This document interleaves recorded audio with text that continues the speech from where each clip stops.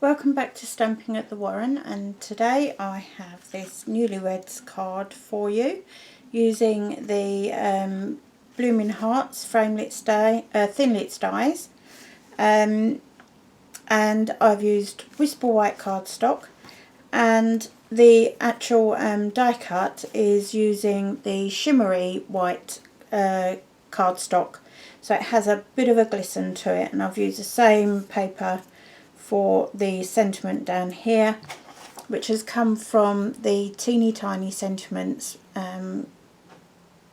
stamp set. It's a fab all-round stamp set, and perfectly sized for A6 cards, and as I say, it covers just about every occasion. Now, I have been playing around with the Bloomin Hearts framelits dies an awful lot. Thinlits dies, sorry, I should keep calling them framelits, they're thinlits dies. I've been playing around with them quite a lot, and I've got better and better at the die cutting as I've found different techniques that help. So hopefully, as I'm learning, you're learning with them as well. So that's today's card. It's Wisteria Wonder is the background, and we're just using one ink pad and two cardstocks. So shimmery white, very vanilla, shimmery white here, and thicker Whisper White for the card base, and just basic black for the sentiment with a couple of basic rhinestones. Job done. How easy. That could just as easily be for a wedding invitation, acceptance card, anything like that, or just for your Valentine's card. So that's what we're doing today. Right, so to start, you want your card base, which is a piece of thicker Whisper White cardstock trimmed to 21 centimetres by 14.8 centimetres. That's a regular A6 card. Score through the middle of the long side at 10.5 centimetres. Fold so the ridge is inside the card, and use your bone folder to give a nice crisp burnished edge. Onto that, you're going to mat a piece of Wisteria Wonder cardstock that measures 14.4 centimetres by 10.1 centimetres, and that just goes down onto your card base using Tombow or fast fuse, as I'm doing here, and that can go straight down there. And we'll get the stamping out of the way first of all. Okay, so what I've done is I've trimmed a piece of shimmery white cardstock to 1.5 centimetres wide, and I'm going to stamp the For the Newlyweds stamp onto there using basic black, and it's an archival ink, so if they want to put this card in a scrapbook they can.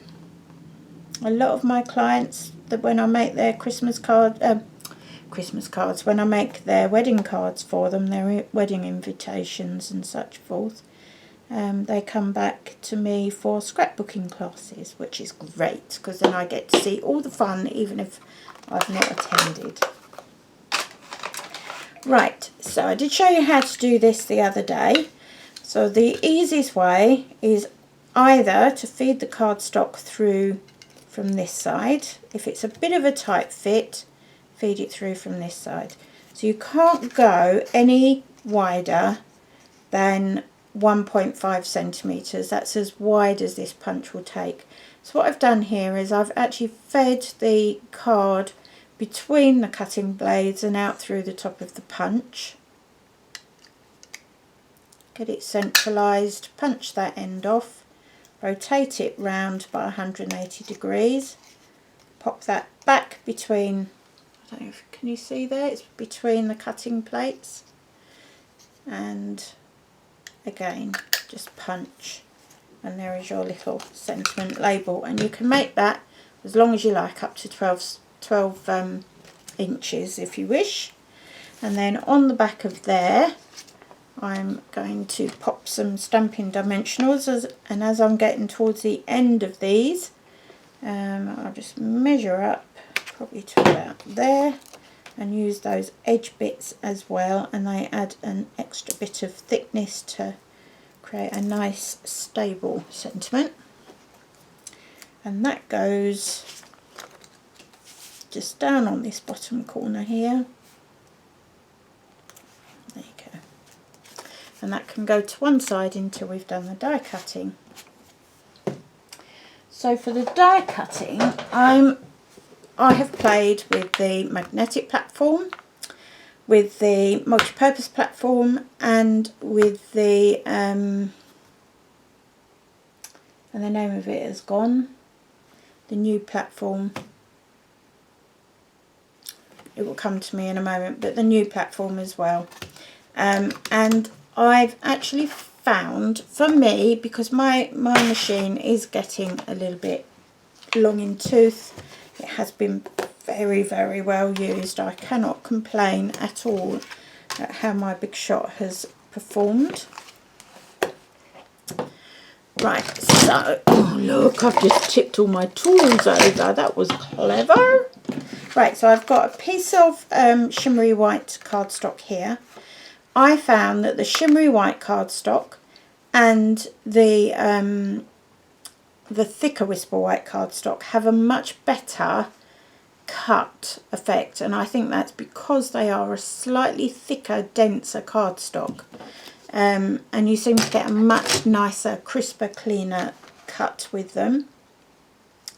So you want to have your multi-purpose platform on tab 2, so no tabs open, cutting plate on the bottom, cutting plate, then your cardstock, then your die, and I'm putting the other two little flower dies that come with the set, and then you put your second cutting plate down, taking care that things don't move. And because my Big Shot is getting old in tooth, long in tooth, I'm using a couple of shims. You can use cardstock for shims if you wish, and feed that into your Big Shot until the arm starts to swing. And you're going to go backwards and forwards with this. Take your time. So go one way, then back the other, and do that about 5 or 6 times, just to make sure you get a really nice, clean, crisp cut.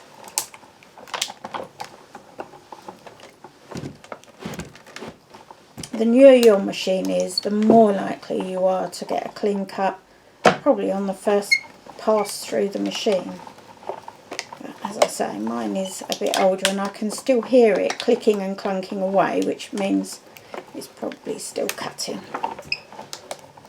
Right, now before you remove all of this, so take your shims out and take the top cutting plate out.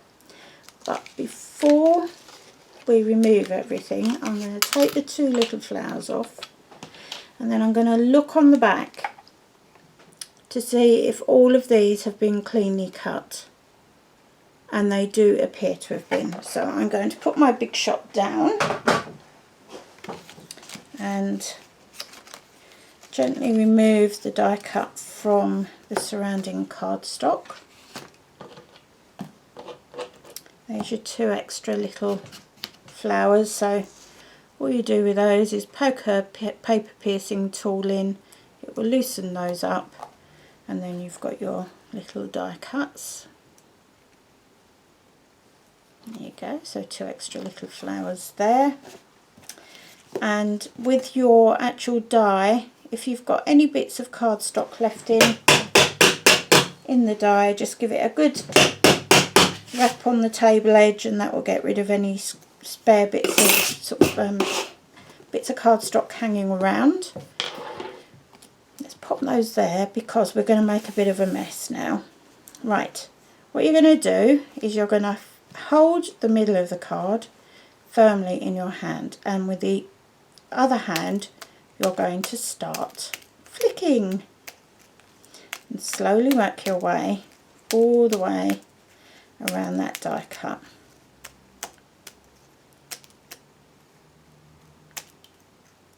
And I think that is pretty much it. So I'm going to just move all of those bits away. And can you see how much easier that was than when I was doing it the other day? So for me, definitely going with the multi-purpose platform has a better effect, better cut. Right, a couple of little bits in there I just need to remove. I haven't come out with my flicking. It's usually those sort of little flourishes that are quite tight. There we go, that's that one. And that looks to be it. So there was only 2 little pieces I had to remove with my paper piercing tool. So flicking my fingers was sufficient. Okie doke, so I can bring back my card front. Where did I put it? There. And on the back you want your Stampin' dimensionals, and very handily, if you've watched previous ones of this die cut, you will know that Stampin' Up has designed these. So the 4 solid flowers on the die cut will take a Stampin' dimensional, which is absolutely fab. So take the plastic covering off of the dimensionals, turn it over, and place your die cut on the card front, and then you're going to pop a Stampin' dimensional on the back of each of these little flowers, and even the smallest one you will get a Stampin' dimensional onto. It's tight, but you will get it, and it won't show from the other side. Remove the backing from the little one, which has just gone pinging, and I'm going to put that over one of the flowers that's already there, and then this one I'm just going to pop down here. And to finish those off, I'm going to pop on a couple of basic rhinestones in the centre of those 2 smaller die cut flowers.